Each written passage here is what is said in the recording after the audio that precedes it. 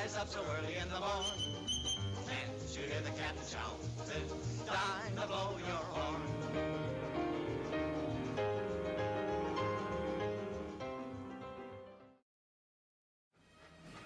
Brian had been restored and painted red, white, and blue to celebrate America's 200th birthday. He was having the time of his life. It reminded him of the old days when he pulled the Daylight Express along the beautiful ocean shore. But as he continued eastward on his tour, one of his driving wheels began to feel strange.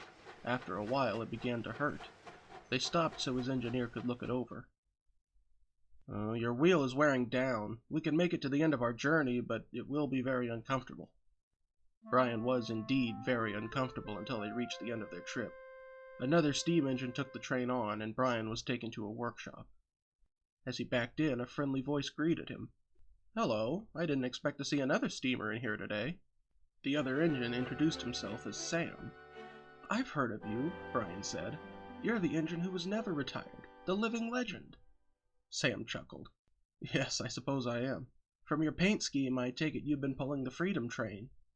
Brian told Sam all about his journey, from restoration to his worn wheels.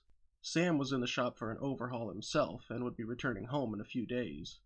Then Brian's engineer brought them news. "The Freedom train is returning to the West Coast. A diesel will be taking over for us, unless we can meet the train in time." "They'll have a head start," said his fireman, "but I reckon an express engine should be able to catch up easily." "We can escort you as far as Cheyenne," Sam said, "but after that I'll have my own work to do."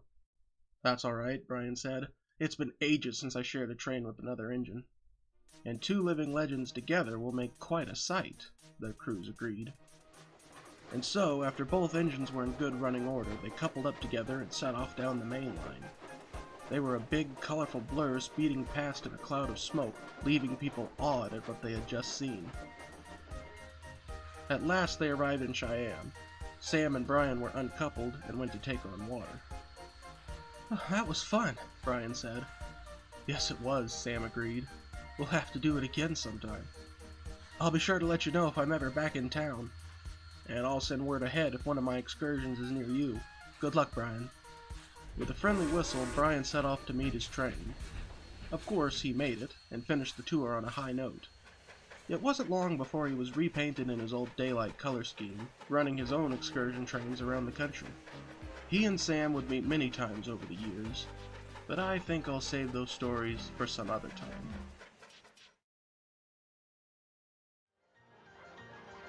Someone's in the kitchen with Dinah. Someone's in the kitchen, I know. Someone's in the kitchen with Dinah.